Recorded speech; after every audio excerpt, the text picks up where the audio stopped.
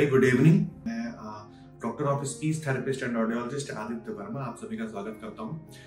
हमारे आसपास में आप लोगों ने फील किया होगा कि बोलने की बड़ी समस्याएं आती हैं, खासकर हकलाना या अटक अटक के बात करना, जिसको हम मेडिकल फील्ड में स्टटरिंग स्टैमरिंग बोलते हैं।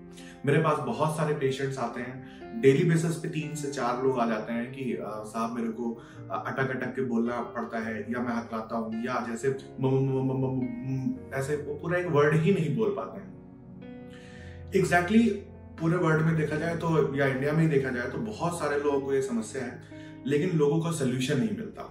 रीजन जहां भी हम जाते हैं ये बीमारी लेकर या ये प्रॉब्लम लेकर, तो वहां पे हमें पता चलता है कि ये किस वजह से हुआ है, किस चीज की वजह से हुआ है, हमें कब से स्टार्ट हुआ है। ये बहुत मैटर करता है, ऐसा नहीं कि ये बिल्कुल मैटर नहीं करता। लेकिन हम आपको सोल्यूशन देने आए हैं। अभी हम उस चीज पे बात नहीं करेंगे कि ये आपको कैसे प्रॉब्लम हुई, कितने सालों से हुई, आपके फ्रेंड सर्कल में कोई ऐसा था या कोई फैमिली में ऐसा था। इन चीजों के बारे में तो हम बिल्कुल बात नहीं करेंगे। एग्जैक्टली बात हम करेंगे कि इसको कैसे ठीक करें, क्योंकि आपको हमसे सोल्यूशन लेना है। तो मेहनत लगेगी, थोड़ा टाइम पे देना पड़ेगा, लेकिन शुरू कर सकते हैं। एटलीस्ट हम लोग इस चीज को हम कम कर सकते हैं, और अगर हम थोड़ी सी मेहनत करें थेरेप्यूटिक में, बाकी चीजों में, तो पूरी तरह से इस चीज से निजात पाई जा सकती है। हकलाना, स्टटरिंग या स्टैमरिंग या अटक अटक के बोलना। तो स्टार्टिंग फेज में क्या होता है, जिनको माइल्ड स्टटरिंग होती है या थोड़ा सा शुरू ही होता है, तो उनके टाइम में क्या होता है कि ब्रीदिंग पैटर्न हमारा जो है वो खराब हो जाता है। अब आपको लगेगा कि ब्रीदिंग से बोलने का क्या रिलेशन है, लेकिन नहीं, ब्रीदिंग से बोलने का भी रिलेशन है, क्योंकि एयर फ्लो जिस तरह से बनेगा, या आप कह लो जितना फ्लुएंट बनेगा स्पीच हमारा, उतना फ्लुएंट होगा। तो सबसे पहले इस ब्रीदिंग पैटर्न को सुधारने से पहले आपको बिलीव करना होगा, आपको फील करना होगा कि हाँ, मुझे स्टटरिंग की प्रॉब्लम है, या मुझे स्टैमरिंग है, या मैं अटक अटक के बात करता हूँ, या हम हकला हकला के बात करते हैं जब मैं स्ट्रेंजर के साथ होता हूँ, या मैं फैमिली मेंबर्स के साथ होता हूँ, टीचर्स के साथ होता हूँ, फ्रेंड्स के साथ होता हूँ, तो मुझे ये समस्या आती है हकला हकला के बोलने वाली। मैं फ्लुएंट स्पीच नहीं बोल पाता। तो सबसे पहला काम यही है कि आप इसको एक्सेप्ट करो, आप फील करो कि मेरे को प्रॉब्लम है। एक बार आपने फील कर लिया, फिर नेक्स्ट स्टेप है कि आप स्पीच थेरेपिस्ट के पास जाओ, उनसे सुझाव लो, जैसे मैं आपको देने वाला हूँ। तो सबसे पहले क्या करना है, पहला काम तो आपने कर लिया, मतलब पहली सीढ़ी तो चढ़ ली कि अब मेरे को पता चल गया, मैंने अपने आप को शीशे के सामने देख के बता दिया कि मेरे को स्टैमरिंग है।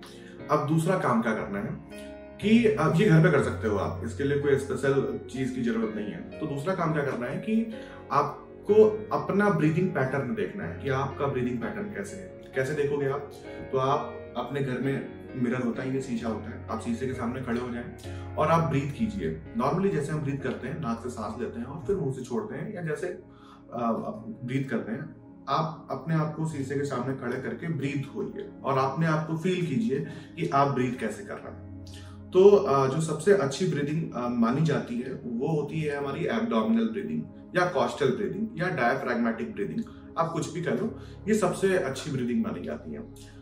तो जब आप अपने आप को शीशे के खड़े सामने होकर देखोगे, तो आप पाओगे कि आप जो सांस ले रहे हो वो शोल्डर के थ्रू या चेस्ट के थ्रू ले रहे हो। मतलब आप जब सांस ले रहे हो तो कुछ ऐसा आपके साथ हो रहा है, कुछ ऐसा हो रहा है कि आपका चेस्ट ऊपर आ रहा है, आपका शोल्डर ऊपर आ रहा है, आपकी बॉडी बैलेंस नहीं है, आप बहुत ही मसल्स आपकी सारी टेंस में है, तो आपके पेट का कोई रिलेशन ही नहीं है ब्रीदिंग से। तो ये चीजें हैं जो आप फील करोगे। अब इसको हम कैसे सुधारेंगे?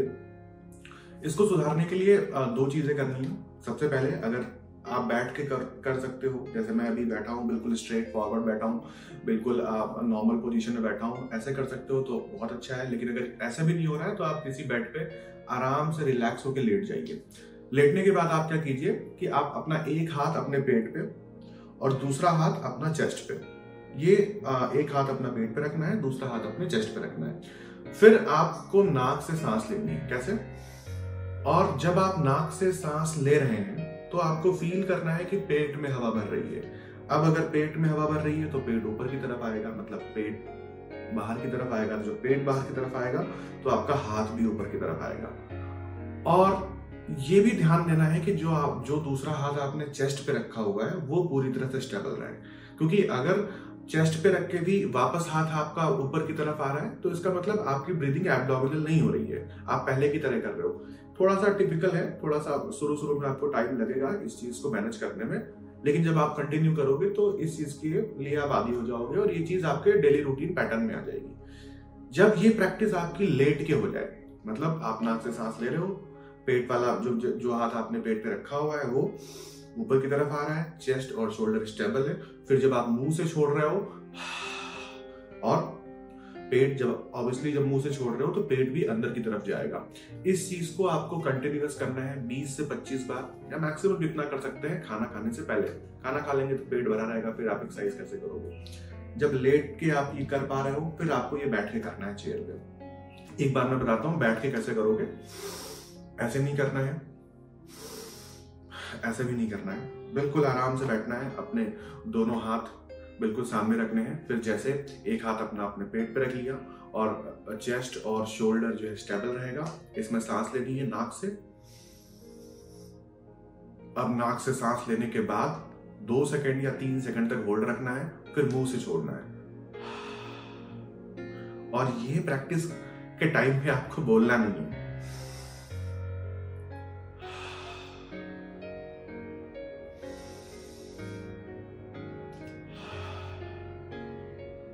इस चीज को आपको फील करना है, ऐसे नहीं।